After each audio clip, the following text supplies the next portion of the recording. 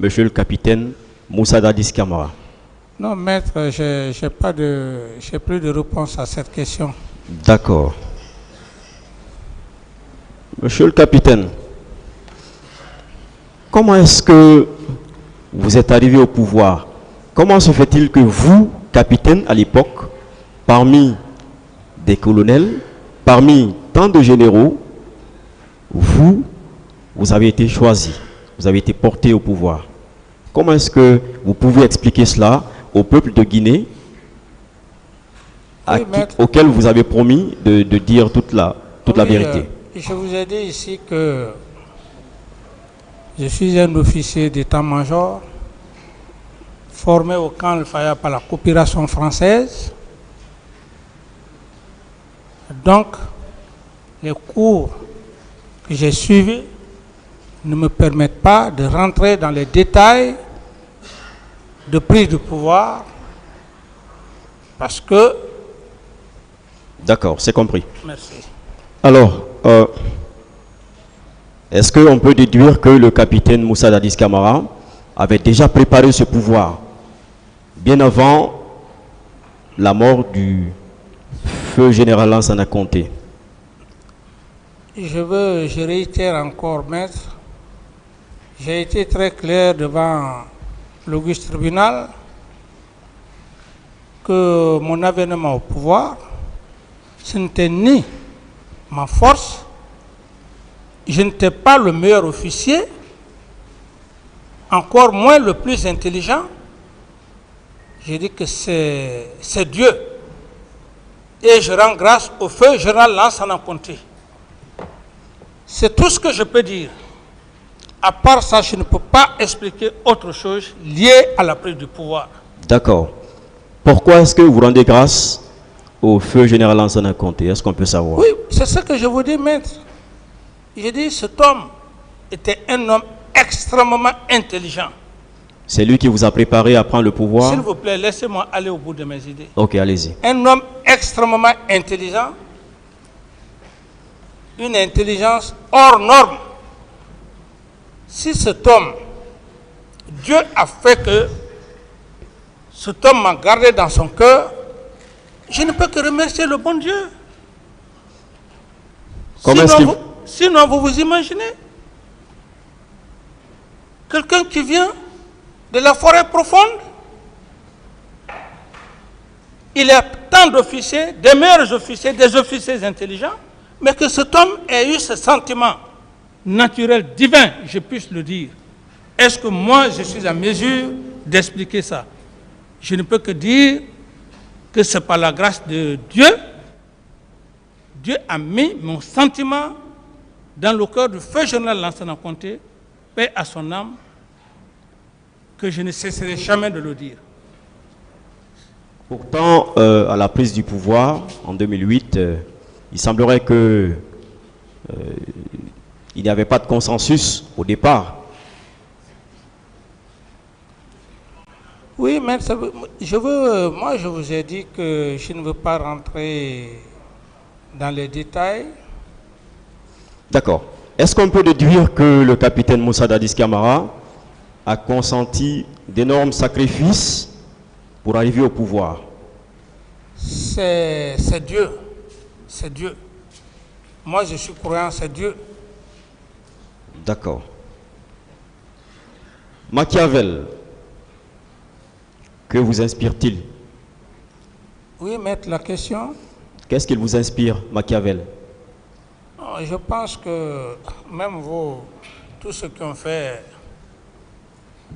l'administration, je veux parler du droit, de l'économie, et surtout, votre profession, tout le monde sait qui fut Machiavel. Et donc, je n'ai pas besoin tellement de rentrer dans les détails parce que nous ne sommes pas dans un amphithéâtre. Il faut diviser pour régner. Je ne vais pas rentrer dans tous les détails. Il faut diviser. Il faut diviser pour régner. Il faut, ministre, s'il vous plaît, laissez-moi aller au bout de mes idées. Oui. Il faut diviser pour régner. Pour arriver à ces objectifs, vaille que vaille, il faut procéder à tous les moyens. Bien. Il faut procéder par tous les moyens. Par tous les moyens. Pour parvenir à son objectif ou à ses objectifs. Ça, ce n'est qu'un petit résumé. Je comprends. Voilà. Très bien. Alors, l'opposition a un pouvoir. Quelle est votre appréhension de ceci? L'opposition a un pouvoir. L'opposition a... Un pouvoir. C'est dans mon PV ou bien c'est une question? Non, c'est une question.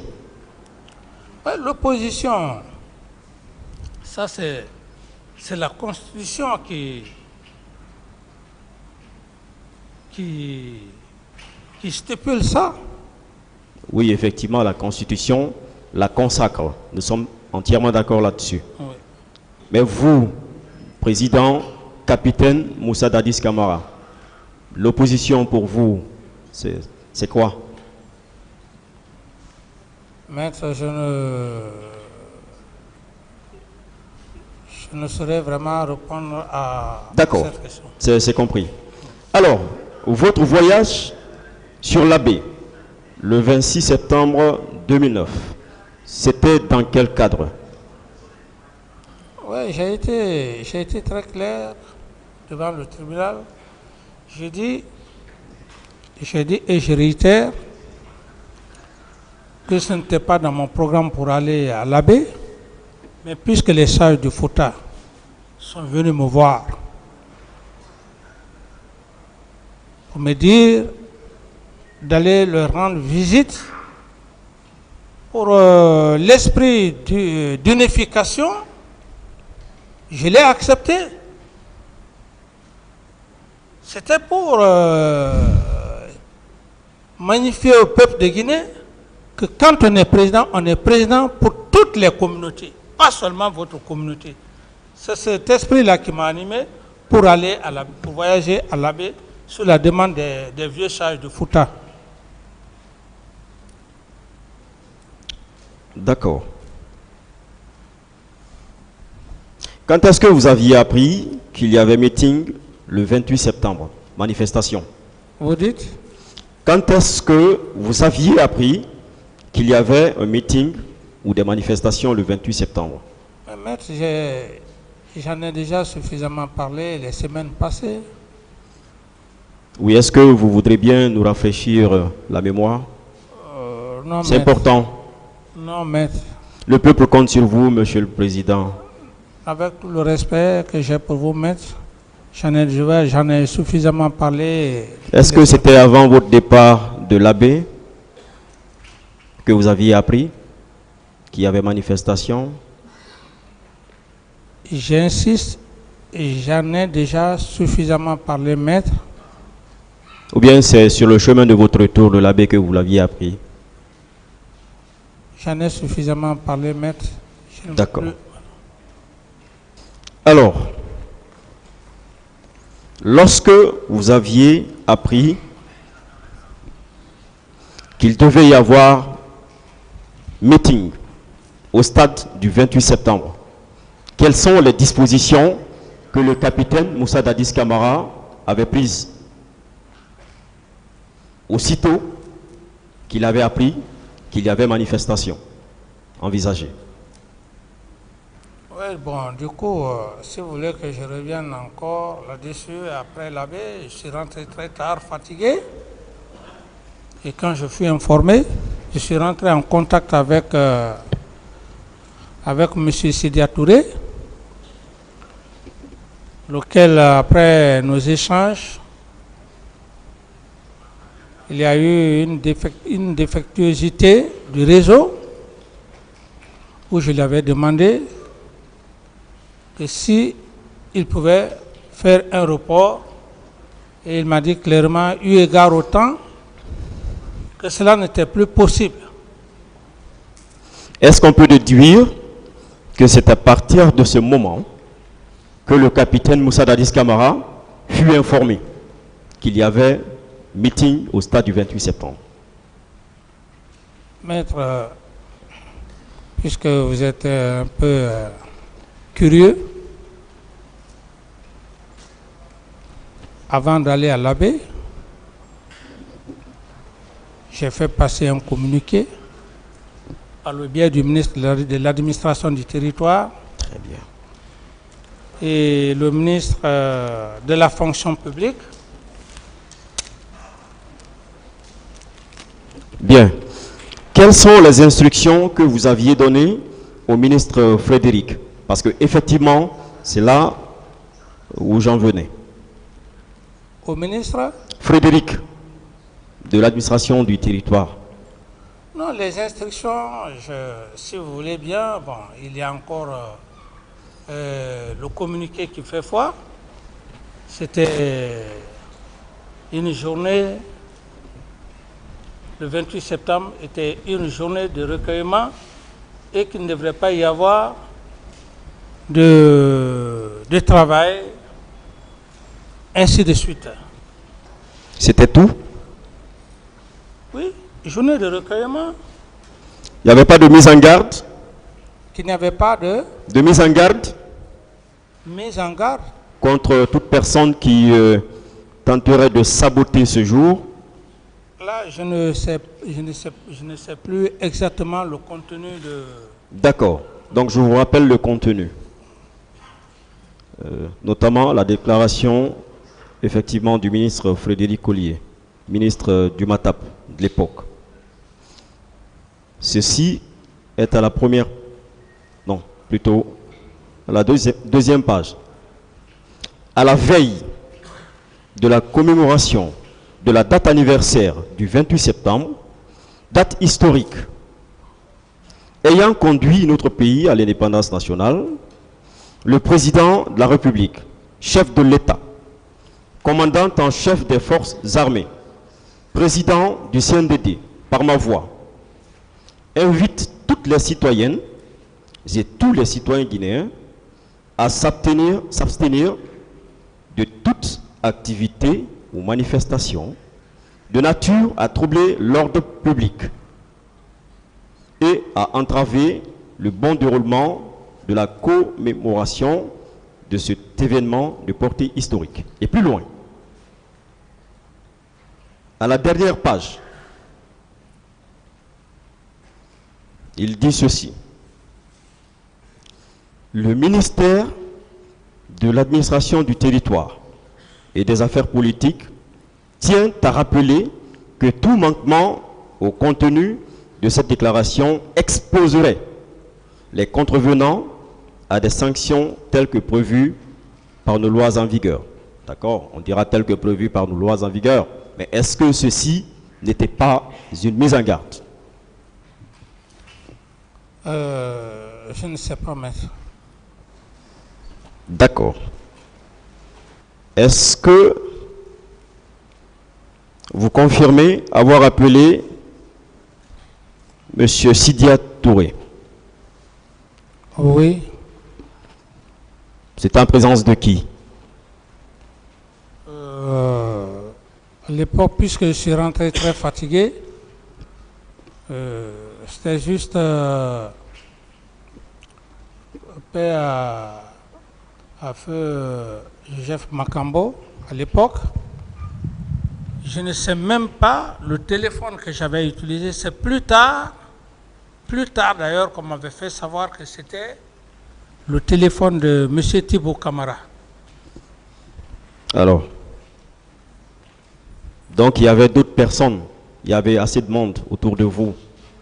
Non, j'étais dans ma chambre. Oui, mais dans votre chambre, oui. Vous saviez quand même que s'il n'y avait pas cette personne, mais c'est systématique, vous pouvez reconnaître le peu de personnes qui étaient autour de vous. Non, j'étais dans ma chambre, je suis rentré fatigué, je dormais d'ailleurs. C'est quand Feu Joseph Makambo est venu me taper la porte. Quand j'ai entendu sa voix, je me suis levé et puis voilà, j'ai ouvert. Ce qui ne veut pas dire qu'il y avait des gens. Non. Thibaut Camara, qu'est-ce qu'il faisait là? À l'époque, pratiquement, comme je travaillais aussi les nuits, la plupart des ministres venaient tard me voir. D'accord. Mais est-ce que vous vous souvenez que vous aviez dit que ce jour, vous étiez tellement fatigué que vous n'aviez reçu personne? Oui. Donc cela suppose que ces personnes devraient rentrer ou étaient rentrées parce que vous dormiez déjà. N'est-ce pas? Nous sommes rentrés à Conakry. Je n'ai même pas eu le temps de recevoir ceux qui étaient en audience. Je suis allé directement au lit. Puisque vous n'aviez pas eu le temps de les recevoir, est-ce que vous leur aviez laissé un mot? Par exemple, rentrez, revenez demain. Nous sommes rentrés fatigués. Tout le monde est parti. Tous les ministres sont partis chez eux. Tous les ministres sont partis chez eux. Mais qu'est-ce que le ministre Thibou cherchait là en ce moment? Bon, là, Est-ce que c'est là qu'il dort? je dis bien Oui. qu'à l'époque, les ministres venaient tard la nuit me voir. Ça c'est compris, oui. Ça c'est compris. Oui, allez-y. Voilà, s'il est resté, c'est comme d'habitude. C'est comme d'habitude. Et ce n'était pas la première fois. Donc, il reste, il veille sur vous. Vous dites? Il reste, il veille sur vous. Parce qu'il se faisait tard quand même. Non. Et vous aviez dit que tous les ministres étaient rentrés chez eux. Non, veillez sur moi dans quel sens? Non. Puisque vous dormiez. C'est ce que vous aviez dit. C'est ce que je vous dis. Je dis que quand on m'a réveillé, c'est en ce moment, effectivement, c'est plus tard d'ailleurs, parce que même dans mon PV, je n'ai pas mentionné, c'est plus tard, quand il y a eu, quand la presse en parlait, et lui-même il a fait un témoignage aussi. D'accord, c'est compris. Oui. Feu Makambo, est-ce qu'il faisait partie du salon? C'était mon officier d'opération paix à son âme. Est-ce que ça suppose que tout le temps il était avec vous? J'ai dit... De nuit comme de jour. Maître, comprenez-moi ce que je veux vous dire. Un officier d'opération, c'est un homme de confiance. C'est la raison d'ailleurs qu'il a perdu sa vie pour ma cause. Je ne voudrais pas vraiment revenir sur ça. Maître. Non, je comprends. Voilà. Je voudrais savoir, est-ce que, en sa qualité de chargé des opérations, parce qu'étant homme de confiance, je suis tout à fait d'accord, mais est-ce que ça voudrait dire que tous les jours, il était avec vous? Et je n'ai pas de réponse à cette question, maître. Toute la nuit, est-ce qu'il était avec vous? Je dis, maître, je n'ai pas de réponse à cette question. Le capitaine, plutôt, le colonel Tchiboro, il a soutenu que c'est dans sa présence que vous aviez appelé Sidia. Moi, c'est pour vous dire que j'étais tellement fatigué, je ne me suis même pas rappelé. Même le cas de Thibou. Si le colonel Tchiboro a eu à le dire, ça peut être vrai. S'il l'a dit. D'accord, ça peut être vrai. Je dis il l'a dit. Si. Non, il l'a dit. C'est dans ses PV, c'est dans son PV d'interrogatoire. Ça, je vous rassure déjà. D'accord. Bien. Est-ce que ça ne voudrait pas dire qu'effectivement le capitaine Moussa Dadis Camara a appelé des gens cette nuit d'urgence? Que le capitaine a fait quoi? A appelé des gens? Non, maître. Des hommes de confiance d'urgence cette nuit? Non, s'il vous plaît, je n'ai pas appelé des gens. Je venais de l'abbé, je suis rentré à Conakry. Immédiatement, tous les ministres, la plupart sont partis, ils sont tous allés chez eux. Non, je ne discute pas cela. Je ne discute pas cela. Oui, monsieur, oui, par rapport à votre question, non, maître. D'accord. De quoi aviez-vous discuté avec Sidia? Non, je lui ai juste dit de faire un report par rapport à la date historique du 28 septembre et qu'il aurait, peut-être même après le 28, qu'il aurait pour reconduire, comment dirais-je, la marche, Il m'a dit clairement qu'il se faisait tard et que ce n'était plus possible. Est-ce que c'était une discussion, c'était dans quel climat, cette discussion-là? C'était dans un climat apaisé. D'abord, j'avais du respect pour M. Sidya Touré, même maintenant. Pourtant, pourtant, il indiquait dans les PV, dans des PV et des interviews, que vous clamiez l'autorité, le respect de l'autorité de l'État. Bon, tout ça... De votre discussion avec Sidya, bien sûr. Oui, bon, ceux qui pensent comme ça, ils peuvent le penser comme ça, mais M. Sidya, quand je l'ai appelé, d'abord, pourquoi même je l'ai appelé, c'est parce que j'entretenais de très bonnes relations avec lui. C'est pour cette raison que je l'ai appelé. Comment je peux l'appeler en train de m'échauffer avec lui? Non, je lui ai juste posé la question et il m'a répondu calmement que vraiment il était tard. Donc il n'y a pas eu d'échange en tant que tel comme les gens l'imaginent. Non. D'accord.